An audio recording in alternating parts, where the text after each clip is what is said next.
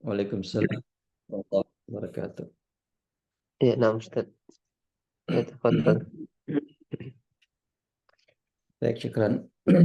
Alhamdulillah wassalatu wassalamu ala Rasulillah wa ala alihi wa ashabihi wa man tabi'ahum bi ihsanin ila yaumiddin amma ba'du. Para akhwat serta para anda yang dimuliakan oleh Allah Subhanahu wa taala.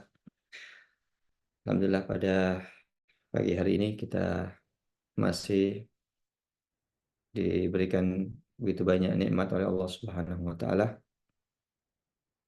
yang tentu mengharuskan kita untuk selalu mensyukuri nikmat-nikmat tersebut. Salah satu di antara bentuk kesyukuran kita terhadap nikmat ini adalah menggunakannya dalam rangka beribadah kepada Allah Subhanahu wa taala. Semoga yang kita laksanakan di pagi hari ini adalah bagian daripada implementasi kesyukuran kita kepada Allah Subhanahu wa taala atas nikmat-nikmatnya. Ikhwan dan akhwat yang dimuliakan oleh Allah Subhanahu wa taala, pada kesempatan pagi hari ini kita akan melanjutkan tafsir dan tadabbur kita pada surah Al-Humazah, ya, tentang ancaman bagi orang-orang yang mengumpat dan mencela manusia. Karena mungkin kelebihan yang Allah Subhanahu wa taala berikan kepadanya sehingga dia merasa sombong dan lebih daripada manusia yang lain yang menyebabkan dia terjatuh ke dalam perilaku dan akhlak yang buruk. Maka surah ini memberikan peringatan dan ancaman bagi orang-orang yang memiliki perilaku dan sifat-sifat yang seperti ini. Allah Subhanahu wa taala berfirman dalam surah ini, A'udzubillahi minasyaitonirrajim, Bismillahirrahmanirrahim. Wailun likulli humazatin lumazatin. Wailun likulli humazatin lumazah. Wailun, celakalah. Likulli humazatin, bagi setiap orang yang mengumpat. Walumazah, dan pencelah. Celakalah bagi setiap orang yang suka mengumpat dan juga mencela manusia. Telah pernah kita sebutkan makna daripada wail. Dari segi bahasa, wail artinya adalah kecelakaan, kebinasaan, al-halak. Dan juga dikatakan bahwasanya wail itu adalah merupakan suatu lembah di neraka yang di dalamnya terdapat berbagai macam bentuk-bentuk siksaan dan azab. Maka wailun adalah kecelakaan dan kebinasaan di dunia dan juga di akhirat. Bagi siapakah itu? Likulli humazatin, bagi setiap, ya, tanpa terkecuali. Likulli humazatin, bagi setiap orang-orang yang suka mengumpat. Walumazah, dan pencelah. Kata humazah dan lumazah ini intinya adalah mencela manusia, mengumpat manusia, meremehkan manusia. Sebagian mufassirin kita dari kalangan sahabat Rasulullah SAW membedakan antara humazah dan lumazah. Ya, bahwasanya humazah ini dengan kode-kode, dengan gerak-gerik, ya, apakah dengan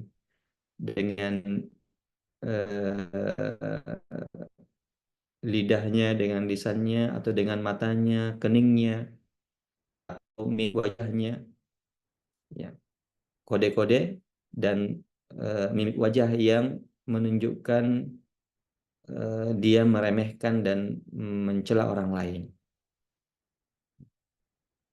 Dan lumazah adalah dengan ucapan, ya, dengan kata-kata. Sebagian juga membaliknya. Dan intinya adalah di sini orang yang suka mencela. Ya, sebagaimana dalam ayat yang lain Allah Subhanahu wa taala sebutkan hammazin masya'im binamim, yang suka mencela orang dan ketika dia berjalan suka mengadu domba. Dan ini adalah orang yang terhina menurut Allah Subhanahu wa taala.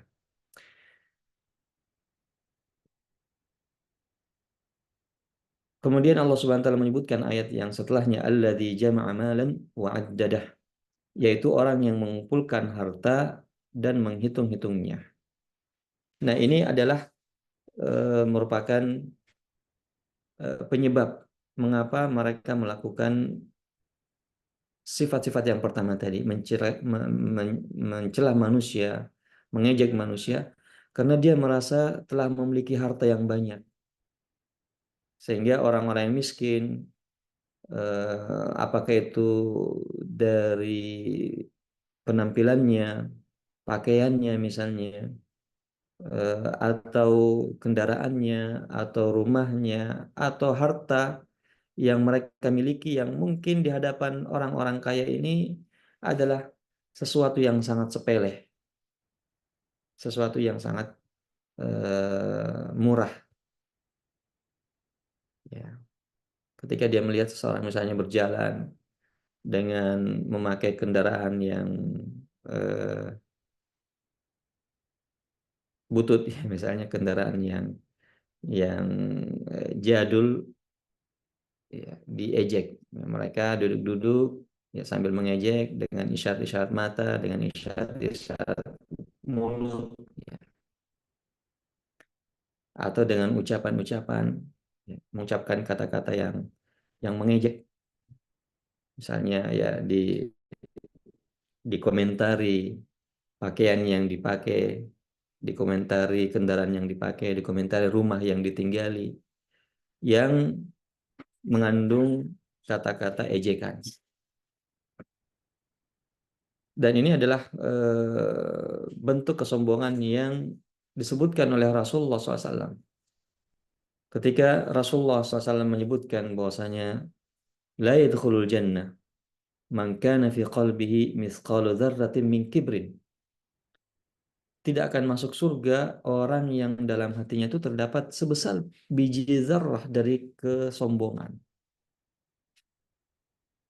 Ini adalah ancaman yang sangat keras. Ya, ancaman tidak masuk surga. Ini kata-kata tidak masuk surga ini sangat mengerikan kata-kata ini. Tidak masuk surga, tidak ada tempat lain kecuali neraka. Kalau dikatakan tidak masuk surga, maka tidak ada lagi tempat lain kecuali neraka. Karena di akhirat itu hanya dua saja. Kalau bukan surga, neraka.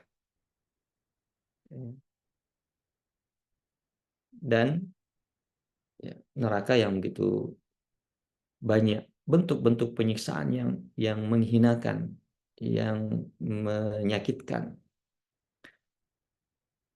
Nah, la yadkhulul jannah man kana fi qalbihi mithqala dzarratin min kibrin. Tidak akan masuk surga orang yang dalam hatinya itu terdapat sebesar biji zarrah kesombongan. Mendengarkan hal itu, sebagian sahabat merasa khawatir, ya. Bagaimana ini, wahai Rasulullah? Bagaimana sebenarnya hakikat kesombongan itu? Bagaimana esensi kesombongan? Maka datang pada Rasulullah yang mengatakan, ya Rasulullah, saya ini senang pakai baju bagus, saya senang pakai sandal bagus, yang ya yang mungkin berharga lah. Ya. Suka tampil dengan pakaian-pakaian yang indah, yang bagus, yang mungkin memiliki harga. Begitu juga menggunakan sandal, mungkin juga dengan kendaraan, mungkin juga dengan memiliki rumah. Ya, bagaimana ini wahai Rasulullah? Apakah ini bagian pertolongan karena merasa punya hal bagus? Maka Rasulullah SAW mengatakan tidak seperti itu konsep daripada sombong. Al-kibru, kesombongan itu hakikatnya adalah batarul haqqi wa ghamtun nas. Kesombongan hakikatnya adalah menolak kebenaran. Kalau istilah kita ngeyel, sudah disampaikan kebenaran, masih juga ngeyel, masih juga ngotot dengan pendapatnya, masih juga berpegang dengan pendapatnya yang sudah jelas-jelas keliru. Kemudian yang kedua adalah wa ghamtun nas, dan meremehkan manusia, memandang sebelah mata manusia. Inilah humazah dan lumazah. Penyebabnya adalah karena kesombongan, karena merasa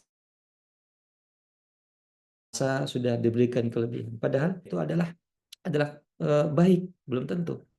Bisa jadi itu adalah sumber malapetakannya.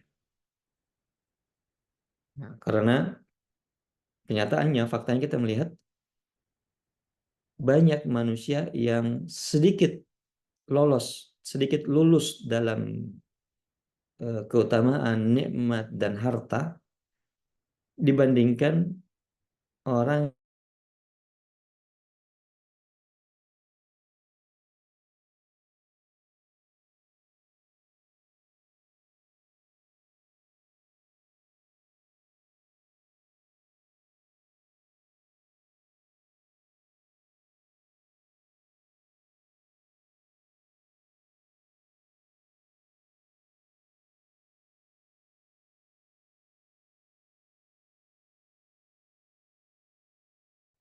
kenikmatan atas limpahan nikmat, atas karunia, sangat sedikit. Banyak yang mengantarkan manusia kepada kesombongan, keangkuhan. Dia memiliki harta yang banyak, merasa tidak pantas duduk dengan orang-orang miskin, tidak pantas duduk dengan orang-orang yang memiliki keterbatasan harta.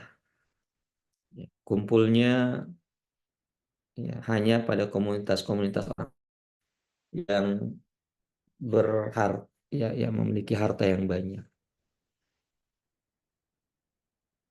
Nah, ini adalah penyebabnya. Mengapa banyak orang jatuh kepada sombong, jatuh kepada mengejek dan mengumpat orang lain, itu kebanyakannya adalah karena dia telah merasa memiliki kelebihan daripada orang-orang tersebut. Dia merasa dia sudah lebih mulia dengan harta itu.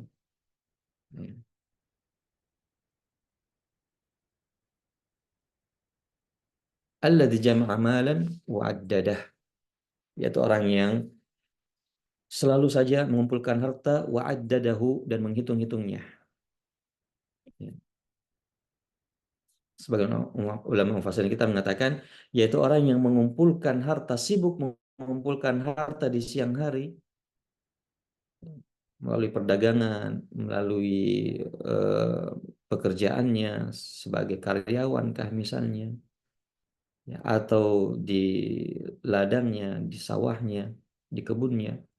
Mulai dari pagi hari, pagi-pagi buta sudah keluar untuk mencari harta, mengumpulkan jama' malan. Ya. Setelah dikumpulkan di malam hari, wa'addadahu, di malam hari dia hitung-hitung. Ya, dia sudah hitung-hitung. Setelah selesai dihitung, tidur ya, bagaikan bangkai.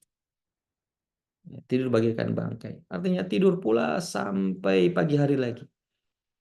Tidak ada qiyamul lailnya, tidak ada bangun subuhnya, tidak ada zikirnya, tidak ada baca Qur'annya, tidak ada waktu untuk belajar, tidak ada waktu untuk ibadah. Yang ada hanyalah siang hari kumpul harta, malam hari tidur. Nah, ini kata ulama kita bagaikan bangkai. Itu saja kerjanya.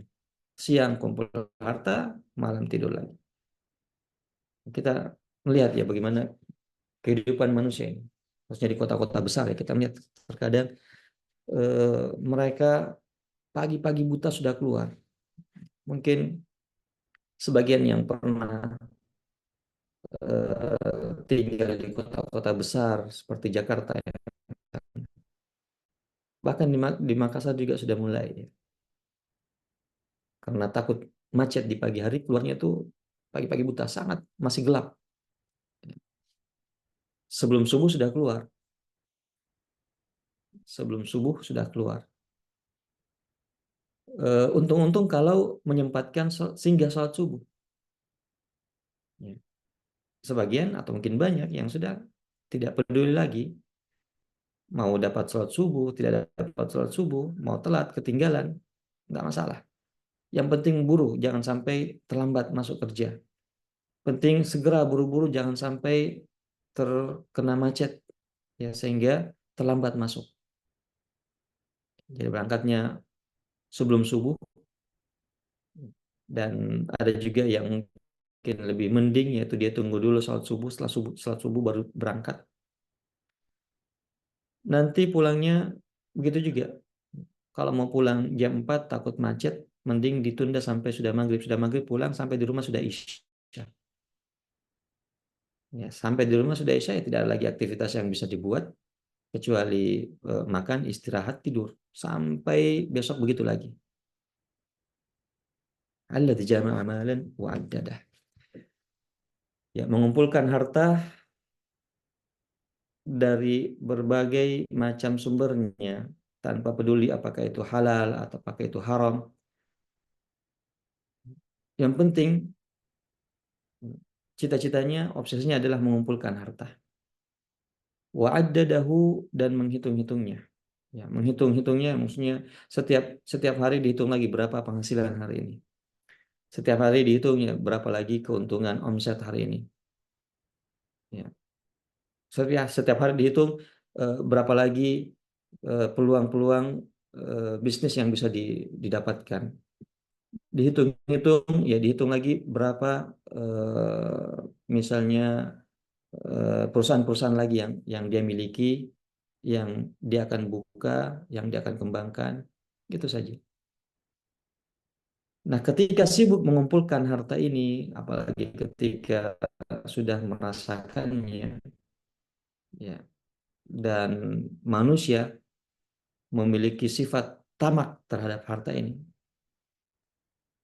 yahsabu annama lahu akhladah. Dia menyangka bahwasanya harta itu akan membuat dia hidup kekal. Kita lihat, walaupun manusia sadar sebenarnya, walaupun manusia sadar bahwasanya dia akan mati, ya. Setiap orang kalau kita tanya, apakah Anda yakin akan mati? Pasti jawabannya ya. Karena itu faktanya dan tidak bisa mengelak. Itulah yang kenyataannya yang ada dalam kehidupan dunia ini, bahwasanya ada yang lahir kemudian mati dan tidak akan ada manusia yang kekal. Tidak ada yang kekal. Dia sadar sebenarnya, dia tahu, dia yakin hal itu. Tetapi karena kesibukannya mengumpulkan harta, seakan-akan dia merasa tidak akan mati. Kita lihat orang-orang yang mengumpulkan harta ini. Saking sibuknya mengumpulkan harta, seakan-akan dia merasa tidak akan mati. Dia merasa bahwasanya hartanya ini akan bisa menjamin dia bisa hidup kekal di dunia. Itu dari eh, bahasa sikapnya. Walaupun hatinya tidak tidak menerima hal itu. Hatinya yakin bahwasanya akan mati. Namun sikapnya ini seakan-akan dia tidak akan mati. Contoh buktinya dengan berusaha mengumpulkan harta sebanyak-banyaknya. Kemudian ya membeli rumah yang mungkin bukan cuma satu, dua, tiga, empat, padahal mungkin tidak ditinggali. Yang ditinggali cuma satu atau dua paling banyak. Ketika membangun rumah seakan-akan rumah yang kekal. Pernah suatu ketika ya berjalan dengan salah seorang ustadz, lewat di sebuah rumah yang besar sekali, bagaikan istana. Lalu beliau komentar, mengatakan, kayaknya yang punya rumah ini kayak lupa memang pulang ke akhirat. Sudah bangun rumah semegah-megahnya seperti istana, kayaknya sudah lupa bilang dia mau pulang ke akhirat dan ini cuma sementara saja. Hartanya dihabiskan untuk itu. Dihabiskan untuk membangun mahliganya di dunia, asetnya diperbanyak. Seakan-akan dia ingin hidup selama-lamanya di dunia. Perbanyak aset, padahal mau mati juga. Akan ditinggalkan juga. Ini kenyataannya. Ini kenyataannya. Sikapnya ini seakan-akan menunjukkan dia akan kekal di dunia. Buktinya beli aset ini lagi, beli lagi itu, ya beli lagi ini. Dikumpul semua seakan-akan tidak akan ditinggalkan harta ini. Seakan-akan akan terus bersama dengan harta ini. Padahal harta itu akan habis semuanya. Ya. Seorang ketika meninggal dunia, dia akan meninggalkan harta. Ya, harta ini enaknya didapat oleh yang mendapatkan, yang mewarisinya, dan ya istilahnya botoknya dia yang dapat. Bagaimana itu? Ya, harta yang ratusan juta, yang miliaran ini, ketika dia meninggal dunia, ini enak-enaknya semua diambil oleh orang lain, apakah itu ahli warisnya atau dibagi-bagi. Tapi botoknya dia dapat, maksudnya dia akan bertanggung jawab terhadap setiap rupiah-rupiah yang diambil oleh orang itu, bukan orang. Dia yang bertanggung jawab, akan ditanya dari mana harta itu kau ambil, walaupun orang sudah dapatkan dan sudah warisi, ya, tapi tanggung jawab harta itu masih ada di pundaknya, yaitu dari mana kau dapatkan. Tanggung jawab itu tidak akan lepas. Jadi hendaknya banyak berpikir dan merenung orang-orang yang seperti ini, yang mengumpulkan harta banyak, kemudian nanti dia yang akan bertanggung jawab. Dia nanti akan ditanya harta per harta tersebut. Dia akan mempertanggungjawabkannya. Orang-orang di dunia yang sudah, ketika dia meninggal dunia, orang-orang dunia sudah mengambilnya, sudah menikmatinya, belanja ini, belanja itu, sudah dipakai makan, pakai. Sementara dia dikuburnya, dia akan ditanya itu. Oleh karena itu kita melihat hikmah daripada kebijakan daripada Umar bin Abdul Aziz, sang khalifah di zaman tabi'in. Ketika beliau akan meninggal dunia, hartanya habis. Hartanya sudah habis. Semuanya diwakafkan, disedekahkan, dibagikan. Semuanya untuk lillahi ta'ala.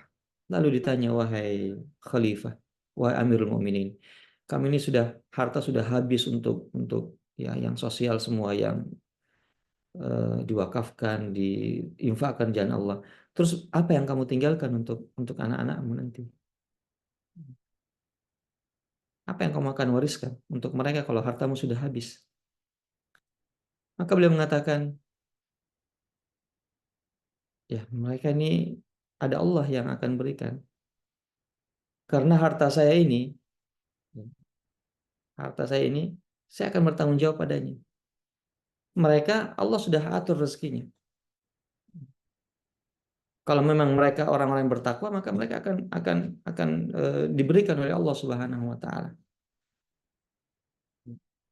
Yang penting adalah telah mengajarkan mereka keimanan dan ketakwaan pada Allah Subhanahu wa taala. Daripada harta ini, kalau mereka adalah orang bertakwa, kalau mereka tidak bertakwa, ya bisa jadi disalahgunakan. Kalau mereka bertakwa, Allah akan berikan. Allah Subhanahu wa taala akan berikan mereka. Wa may yattaqillaha yaj'al lahu makhraja wa yarzuqhu min haitsu la yahtasib. Nah, karena beliau paham betul bahwasanya harta ini adalah tanggung jawab. Ya. Nah, meninggal dunia, kemudian khalifah yang setelahnya atau sebelumnya memiliki harta yang begitu banyak, lalu eh, ketika sang khalifah tersebut meninggal dunia, hartanya sangat banyak dibagi-bagikan pada anaknya. Lalu beberapa puluh tahun setelahnya, ternyata anak-anak daripada Khalifah Umar bin Abdul Aziz ini adalah orang-orang yang bertakwa, orang-orang yang soleh, menjadi ulama, menjadi orang-orang ahli ibadah. Dan Allah berikan mereka harta. Allah Subhanahu wa taala berikan mereka rezeki, mereka tidak mati kelaparan. Kemudian bandingkan dengan anak khalifah yang satu ini, yang mewariskan begitu banyak harta, akhirnya anaknya menjadi peminta-minta, menjadi jatuh miskin. Ya, mungkin karena tidak dibekali dengan iman, ketakwaan dan ilmu, hanya harta saja. Akhirnya sibuk dengan harta itu sampai habis, lalu tidak memiliki bekal ya untuk hidup ini, sehingga jatuh miskin dan akhirnya menjadi peminta-minta, ya, sebagaimana dikisahkan oleh ulama kita tentang kondisi mereka. Nah, yahsabu anna malahu akhladah. Ini yang bahaya kalau sudah mengumpulkan harta ini seakan-akan hidup kekal, padahal semuanya itu akan sirna, semuanya akan fana, semuanya akan ditinggalkan. Dan yang tersisa adalah apa yang dititipkan di sisi Allah Subhanahu wa taala. Ma indakum yanfad wa ma indallahi baqin. Apa yang berada di sisi kalian, yang kalian miliki di dunia ini itu habis, hilang. Yanfad, akan habis, akan hilang. Wa ma indallahi baqin, dan apa yang disimpan di sisi Allah Subhanahu wa taala itulah yang akan kekal, yang akan tersimpan. Oleh karena itu salah seorang ulama zuhud ketika membaca ayat tersebut, beliau mengatakan, saya membaca firman Allah Subhanahu wa taala, ma indakum yanfad wa ma indallahi baqin, yang di sisi Allah itu yang di sisi kalian akan habis, yang di sisi Allah Subhanahu wa taala itulah yang tinggal. Lalu beliau mengatakan, lalu aku melihat harta terbaikku. Lalu aku melihat mencari harta terbaikku, kemudian aku titipkan di sisi Allah Subhanahu wa taala, yaitu dengan diinfakkan di jalan Allah. Karena itu yang akan tinggal. Seseorang ketika memiliki harta terbaiknya yang sangat dia cintai, dia ingin simpan, jangan sampai rusak, jangan sampai hilang. Maka beliau melihat bahwasanya ini kalau saya simpan sendiri akan hilang dan habis sebagaimana yang Allah sampaikan. Tapi kalau saya titipkan di sisi Allah Subhanahu wa taala, ini akan tinggal. Makanya beliau mengatakan ini harta terbaik kalau kita titip di Allah saja supaya akan tinggal, tetap saya akan nikmati daripada disimpan di sisi saya di dunia ini, itu akan habis. Ini cara berpikir yang benar terhadap harta tersebut. Ya sabanna malahu akhlada. Kalla, maka Allah bantah itu. Allah tanggapi, kalla, tidak. Tidak sebagaimana yang mereka sangkakan bahwasanya harta itu akan menyebabkan manusia kekal. Lihat manusia yang terkaya di dunia dalam sejarah kehidupan manusia juga telah binasa dan hartanya pun juga telah habis. La yumbazanna fil hutamah.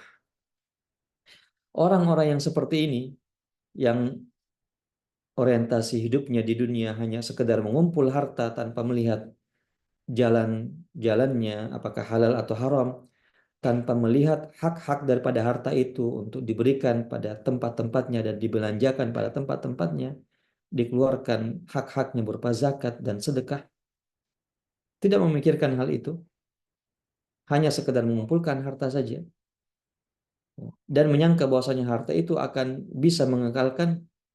Kalla, orang-orang ini la yumbadanna fil hutamah. Mereka inilah orang yang akan dicampakkan, ya. Jadi bukan dimasukkan. Allah tidak katakan la yudkhalanna al-hutamah, tidak. Allah tidak katakan mereka dimasukkan ke neraka, tidak, tapi la yumbadanna. Jadi nabzu itu adalah lemparan yang sangat kuat. Lemparan yang sangat kuat. Jadi mereka dicampakkan, la yumbadanna fil hutamah. Dan di sini adalah sumpah dari Allah. Jadi ada sumpah yang tersembunyi, wallahi. Jadi di sini ada wallahi la yumbadanna. Ya, pasti. Jadi ini bukan main-main, uh, bukan mungkin, bukan terancam, tetapi la yumbadanna, sesuatu yang pasti. Di sini penegasan, sumpah dari Allah Subhanahu wa taala. Demi Allah itu pasti.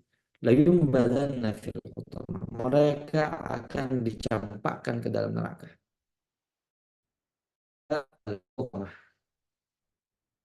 Hutamah ini adalah merupakan salah satu di antara tingkatan-tingkatan neraka. Dikatakan hutamah karena dia yuhattim, karena dia menghancurkan, karena dia menghancurkan. Jadi dari hatam yang artinya menghancurkan sehancur-hancurnya. Sama dengan sesuatu yang dipalu sampai hancur lebur. Itulah mana daripada tahtim. Fil hutamah. Wa ma adraka mal hutamah. Tahukah kalian apakah neraka hutamah itu? Narullahil muqadah. Dia adalah merupakan narullah, apinya Allah. Kalau dikatakan apinya Allah berarti ya tidak main-main. Kalau dikatakan apinya si fulan, ya, misalnya kalau dikatakan orang biasa, apinya si misalnya Zakaria, orang di dunia. Ya, apinya mungkin api di rumah, api kompor rumahnya. Kalau dikatakan apinya, mungkin api kompor di rumahnya. Tapi kalau dikatakan apinya Pak Zainal, ya Pak Zainal ini tukang las, wah, berarti lebih lebih bahaya lagi apinya karena api las yang lebih panas. Kalau dikatakan apinya apa namanya perusahaan minyak ini, wah lebih lebih besar lagi. Nah, kalau dikatakan apinya Allah, wah ini sesuatu yang maha dahsyat. Bukan apinya siapa-siapa, tapi apinya Allah Subhanahu wa taala yang kalau dilihat bagaimana ayat-ayat dan hadis-hadis yang menjelaskan tentang apinya Allah Subhanahu wa taala ini sangat mengerikan. Api yang Allah Subhanahu wa taala siapkan, apinya Allah yang Allah siapkan 1000 tahun dibakar sehingga menjadi merah. Kemudian 1000 tahun lagi dibakar, terus dibakar sehingga menjadi putih. Lalu dibakar lagi, ditambah lagi panasnya, dibakar lagi 1000 tahun sehingga menjadi hitam gelap gulita. Jadi sehingga yang ada hanya panas dan gelap. Kalau api di dunia panas tapi ada cahaya. Tapi api neraka ini sangat panas, sudah beribu-ribu tahun dibakar terus, ya, dan hitam. Ya.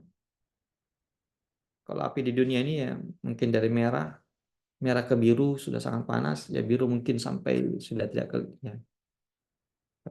Tapi api neraka ini hitam gelap gulita, tidak ada lagi cahaya. Yang Allah Subhanahu wa taala katakan kullama khabat zidnahum sa'ira. Api ini ditambah terus apinya, tidak berkurang, tapi zidnahum sa'ira, terus ditambahkan, terus bertambah panasnya dan bertambah dahsyatnya, bukan berkurang. Kalau api di dunia ini mungkin berkurang sedikit demi sedikit berkurang, tapi di dunia ini, tapi kalau di akhirat panasnya dan banyaknya itu bukannya berkurang, tapi bertambah. Waliyadzubillah. Narullahil muqadah. Api yang terus menyala-nyala tidak akan pernah padam. Ya. Yang tidak pernah ada padamnya.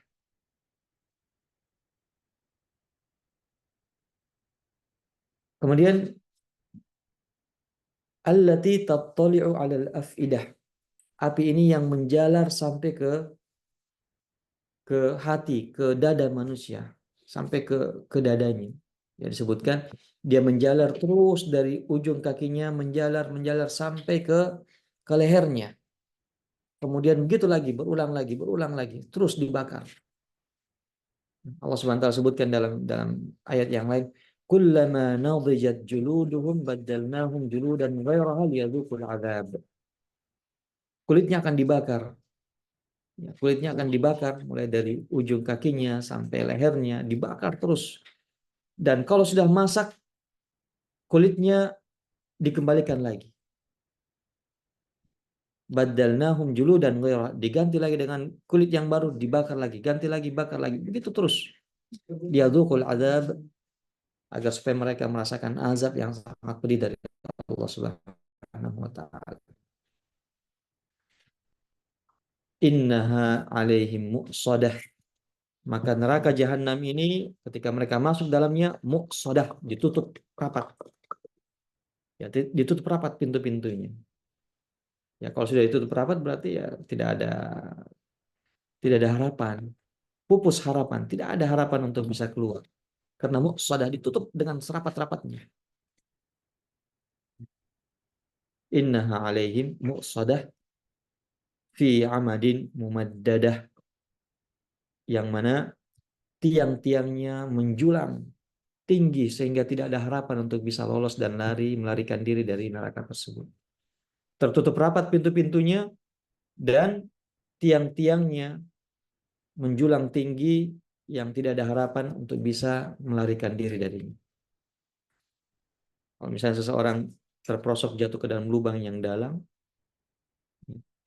tinggi, tidak ada harapan, tidak ada tali yang bisa dipakai untuk naik, tidak ada, tinggi, tidak bisa dimanjat. Mau dimanjat tidak akan sampai. Bisa kita bayangkan ya bagaimana dalamnya neraka jahanam ini. Bisa kita bayangkan Rasulullah SAW ketika duduk bersama dengan para sahabat. Sementara duduk-duduk ngobrol-ngobrol, tiba-tiba ada dentuman suara boom keras. Mereka semua kemudian kaget mendengarkannya. Lalu Rasul bertanya pada mereka, tahukah kalian suara apa itu? Sahabat mengatakan, ya kami nggak tahu, Allah dan Rasulnya yang lebih tahu. Allahu wa Rasulullah alam. Kami nggak tahu. Rasul. Maka Rasul mengatakan, itu adalah sakhrah, itu adalah batu besar, ya batu gunung besar yang dilemparkan ke dalam neraka sejak 70 tahun yang lalu, baru saja sampai hari ini. 70 tahun baru dilempar dari atas, ya, nanti sampai ke dasarnya, ke keraknya neraka jahanam itu 70 tahun baru sampai. Bisa kita bayangkan ya. Kita analogi saja di dunia ini. Kalau kita misalnya di lantai tiga kita buang dua benda. Satu benda kelereng kecil dan satu misalnya batu kerikil besar. Coba kita buang bersamaan. Ya, tentu yang duluan jatuh sampai ke bumi ini adalah batu kerikil ini yang mungkin sebesar sebesar kepalan tangan. Ya, kemudian menyusul kelereng yang kecil. Ya, menunjukkan bahwasanya semakin besar kecepatannya semakin cepat, semakin tinggi. Nah, ini sakhra, batu yang sangat besar, ya bagaikan gunung. Ini jatuh, ya kita bisa bayangkan bagaimana kecepatannya. Begitu cepatnya 70 tahun baru sampai. 70 tahun baru sampai ke dasar neraka. Ini tidak bisa dibayangkan bagaimana dalamnya dan jauhnya neraka itu. Nah, fi amadin mumaddad, ya, fi amadin mumaddada, tiang-tiang yang menjulang sangat tinggi yang tidak bisa dilihat di mana ujungnya. Sehingga pupus harapan para penghuni neraka ini untuk bisa keluar darinya. Oleh karena itu mereka datang kepada para malaikat dan mengatakan, ud'u rabbakum yukhaffif anna yawman minal azab. Ya, karena sudah tidak ada harapan ya keluar, mereka mengatakan, wahai malaikat-malaikat, tolong dong doakan pada Allah Subhanahu wa taala untuk diringankan kami ini satu hari saja. Satu hari saja diringankan dari azab. Tapi tidak digubris. Tidak digubris. Mereka datang lagi dan mengatakan, wa qalu ya Malik liyaqdi alaina rabbuk. Mereka mengatakan, wah kalau seperti gini mending ya laitani kuntu turaba, jadi tanah saja, mati saja. Mereka mengatakan, wahai Malik, kepada penjaga neraka jahanam, wahai malaikat Malik, tolong minta kepada Tuhanmu agar supaya kami dimatikan saja. Ini tidak bisa lagi ya bertahan. Qala innakum makithun. Jawabannya apa? Tidak. Kalian kekal di dalamnya. Jawaban yang sangat menyakitkan. Tidak, kalian akan kekal di dalamnya. Lalu mereka datang meminta, lalu dikatakan padanya, ikhsa'u fiha wa la tukallimun. Ya, akhirnya dikatakan pada mereka, ikhsa'u fiha. Hinalah kalian dalamnya dan sudah, enggak usah lagi mau datang mau melobi. Wa la tukallimun, enggak usah lagi melobi, sudah. Tidak ada harapan. Percuma. Ikhsa'u fiha, tinggal saja dalam keadaan hina. Waliyadzubillah. Fi amadin mumaddadah, ini adalah akibat daripada kesombongan terhadap harta yang membawa seseorang jatuh kepada kekufuran, jatuh kepada kesyirikan, jatuh kepada sikap meremehkan dan menghina dan menganggap rendah manusia yang mungkin lebih sedikit hartanya dan lebih sedikit karunia-karunia yang Allah Subhanahu wa taala berikan. Nah, ini yang bisa kita bahas pada kesempatan kali ini. Wallahu taala a'lam.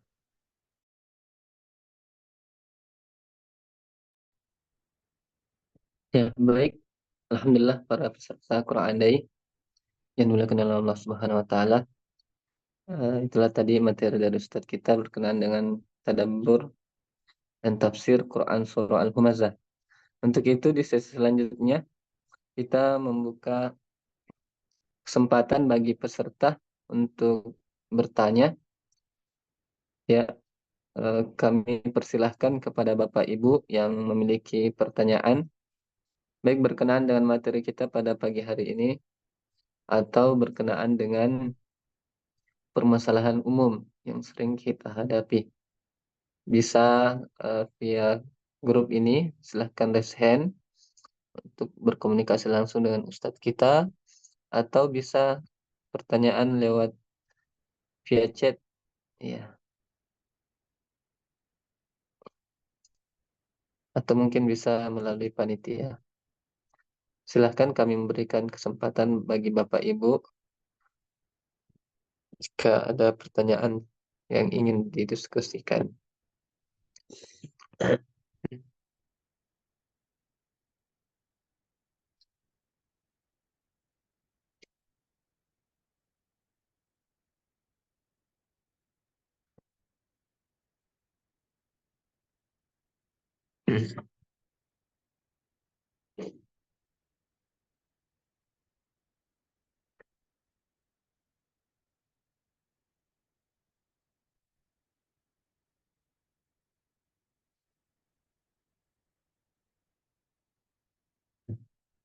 Apakah ada bagi Bapak Ibu yang ingin bertanya, silahkan.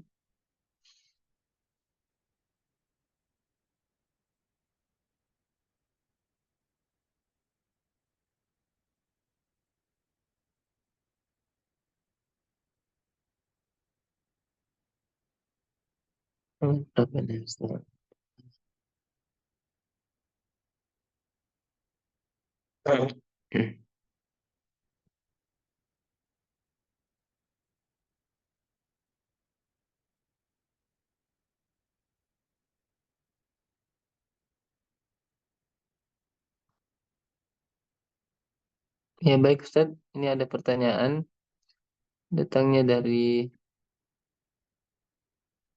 Ibu Rika Rahim. Alhamdulillah. Assalamualaikum, mohon bertanya Ustaz, kalau air kencing anak kecil tidak sempat dipel yang kena lantai, kemudian lantainya sudah kering, apakah lantai di daerah yang kena air kencing anak kecil tersebut itu tetap najis ataukah tidak Ustaz? Tafadhal. Alhamdulillah wassalatu wassalamu ala Rasulillah wa ala alihi wa sahbihi wa man tada ma ba'du.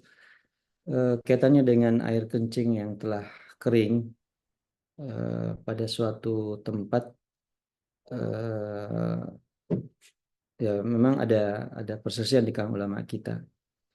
Apakah najis itu bisa atau benda itu bisa suci ketika terkena najis dengan udara dan sinar matahari, atau dia tidak suci dan tetap harus dibersihkan. Ini memang ada khilaf kalau kita. Kalau dalam mazhab Syafi'i sendiri menganggap bahwa najis itu masih ada yang dinamakan dengan najis hukmi, ya, najasah hukmiyah, ya, najis yang hukumnya adalah najis walaupun tidak kelihatan. Karena sebenarnya pada hakikatnya masih ada di situ namun tidak kelihatan karena airnya sudah kering. Ya, sehingga dalam mazhab Syafi'i tetap diperintahkan untuk dibersihkan, dicuci karena bisa jadi masih ada zat-zat najis itu yang tidak kelihatan, yang menempel pada tempat tersebut. Apalagi kalau tempat itu sifatnya adalah yang bisa menyimpan seperti kain, ya, dan sejenisnya. Walaupun dalam mazhab yang lain seperti dalam mazhab Hanabilah menganggap bahwasanya itu bisa eh, suci dengan angin atau sinar matahari. Kalau kita ingin hati-hati ya sebaiknya dipel saja karena kemungkinan masih ada sisa-sisa daripada najis tersebut. Kecuali kalau memang kita lihat sudah sama sekali tidak ada bekasnya dan sudah betul-betul kering dan tidak ada bercak-bercak dan noda-noda bekas, maka ya insya Allah itu sudah suci. Wallahu taala alam.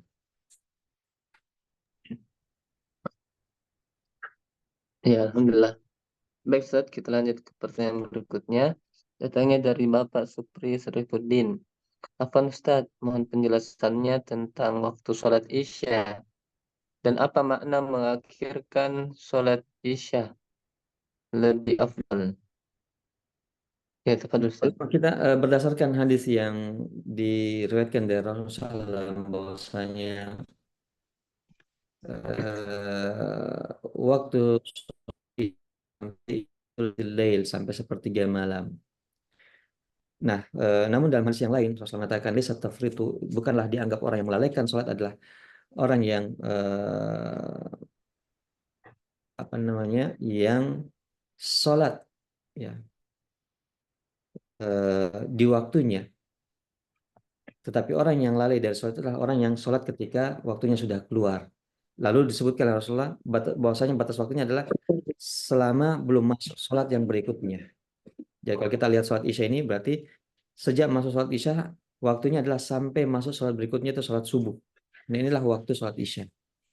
Namun ulama kita membagi dua sholat Isya ini. Waktu sholat Isya ini ada waktu utama dan ada waktu yang dibolehkan.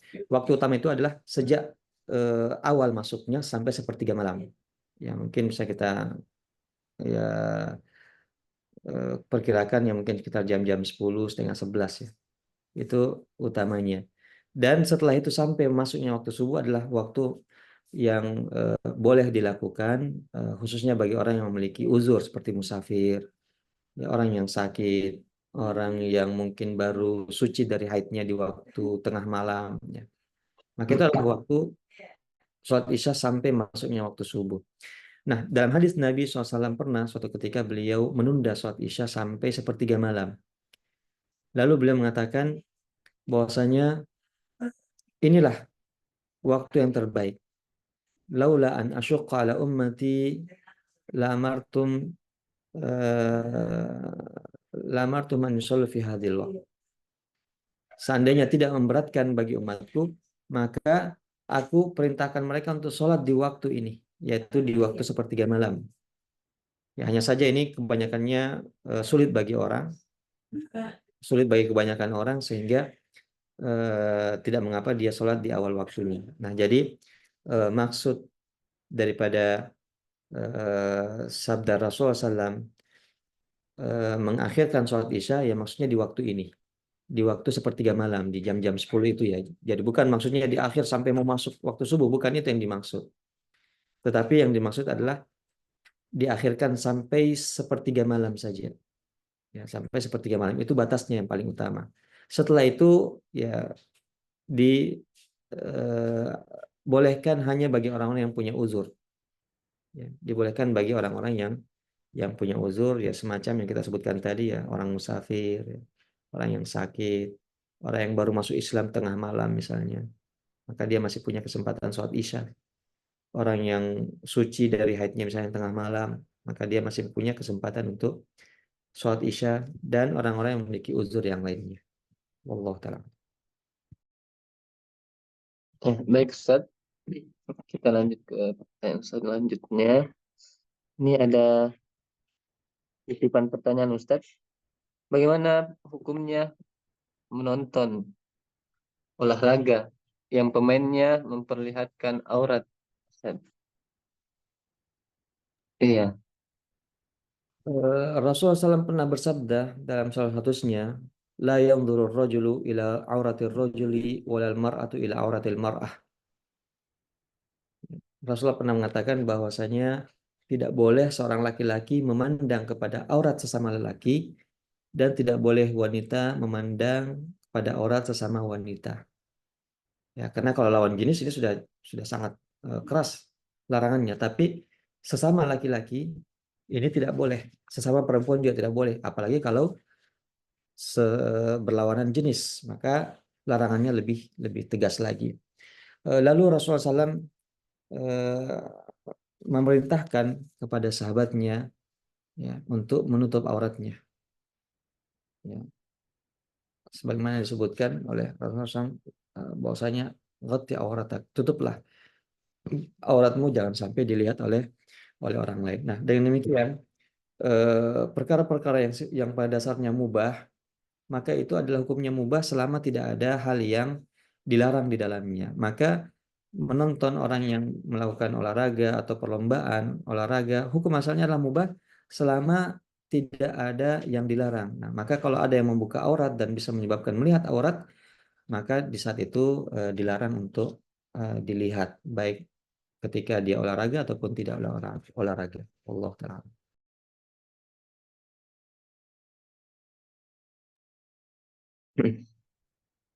Ini masih ada Ustaz tambahan.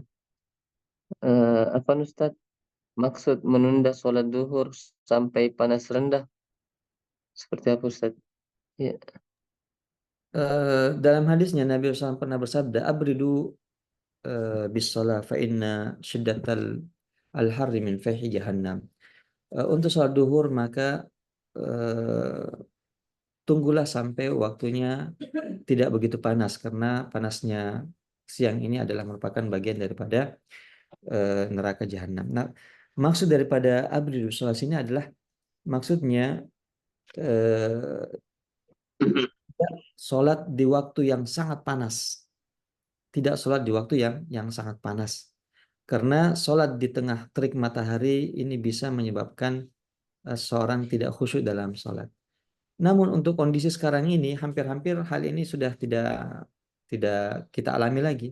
Pertama kita berada di negeri yang panasnya dia ya di apa daerah-daerah tropis yang seperti kita ini ya tidak ada panas yang sampai melebihi.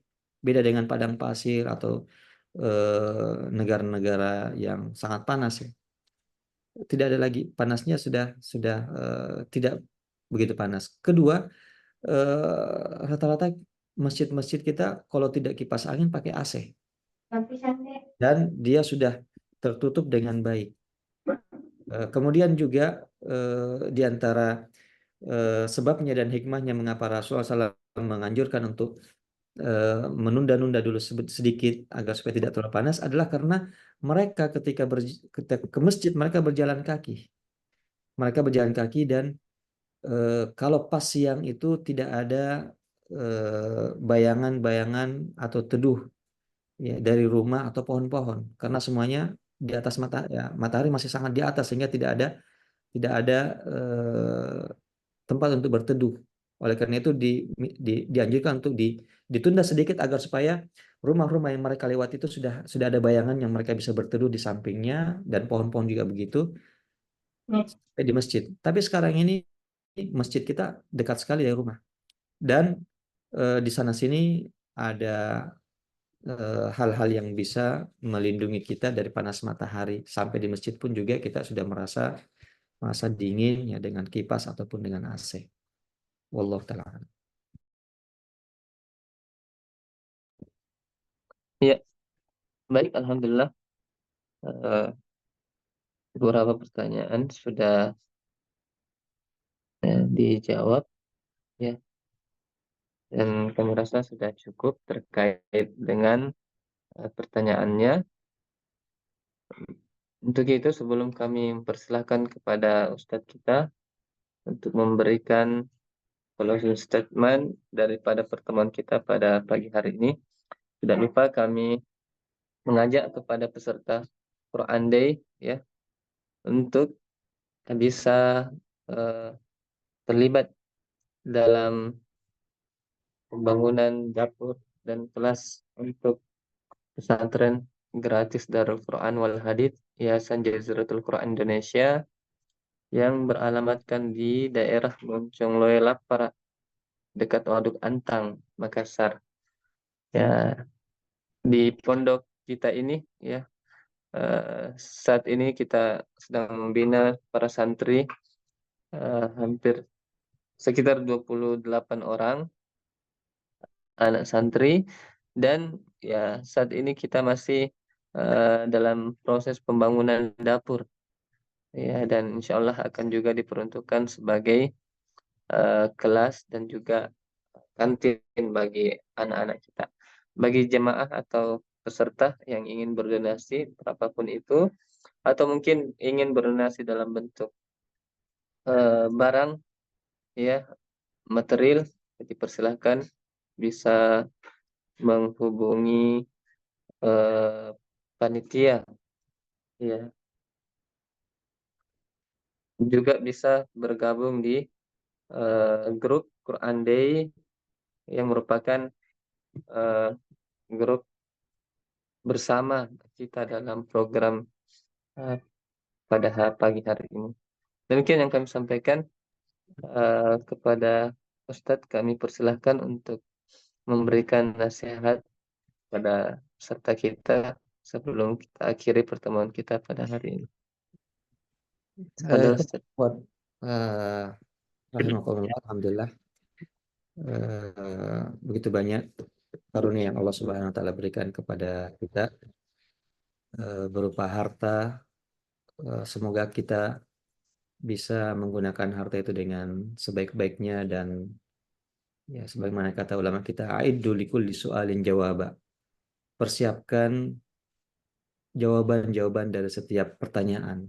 Dan pertanyaan khusus untuk harta ini adalah min aina iktasabahu wa fima anfaqah. Dari mana engkau dapatkan dan engkau belanjakan untuk apa harta itu. Maka selalu kita hadirkan dalam benak kita, diri kita, ketika kita renungilah dua pertanyaan itu terkait dengan harta kita.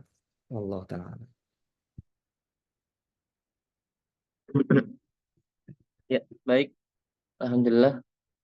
Demikianlah pertemuan kita pada pagi hari ini. Semoga Allah Subhanahu wa taala mencatatkan ya, kebersamaan kita sebagai tambahan pahala di sisinya, dan semoga Allah Subhanahu wa taala senantiasa memberikan kemudahan, keberkahan dalam setiap aktivitas kita.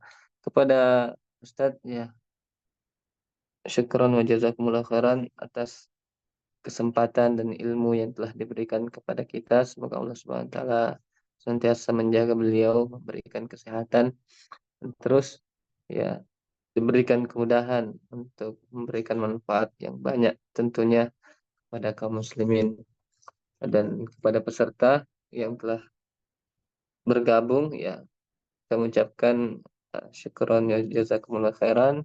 Semoga Allah Subhanahu wa taala senantiasa mengistiqomahkan kita dalam uh, ibadah dan juga pertemuan-pertemuan di Quran Day berikutnya.